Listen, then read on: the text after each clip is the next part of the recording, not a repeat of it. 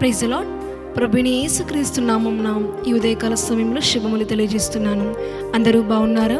ప్రతి ఉదయం దేవుడు తన వాగ్దానంతో మనల్ని ఎంతగానో బలపరుస్తున్నాడు. మరి ఈ ఉదయం దేవుని వాక్యాన్ని చదువుకుందాము.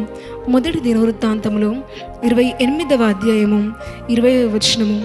భయపడకము, వెరువకుండుము, నా దేవుడైన యెహోవా నీతో కూడా ఉండును.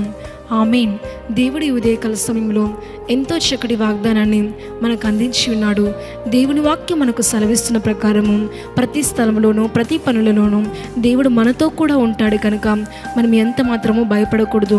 మన దేవుడు మనల్ని ప్రేమిస్తున్నాడు కనుక, మన దేవుడు మనల్ని చెయ్యి విడిచేవాడు కాదు కనుక, ఏ స్థలంలోనెందును ఏ క్షణమందనూ దేవుడు మనతో కూడా ఉంటాడని మనం తెలుసుకొని, మనం విశ్వసించి భయపడకుండా విడవకుండా మనం మన పనిని ఆరంభిద్దాము.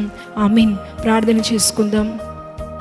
పరలోకమందున్న మా తండ్రి, నీకు మహిమ కలుగును గాక. ఈ ఉదయకాల సమయంలో ఎంతో చక్కటి వాగ్దానంతో మమ్మల్ని బలపరిచి ధైర్యపరిచినందుకు నీకే కృతజ్ఞతాస్తుతులు చెల్లించుకుంటున్నాను. ప్రభువా, మాతో కూడా ఉంటానని నీ వాగ్దానం చేసిన నీ వాగ్దానము నమ్మిన ప్రతి జీవితంలో మీరు నెరవేర్చండి.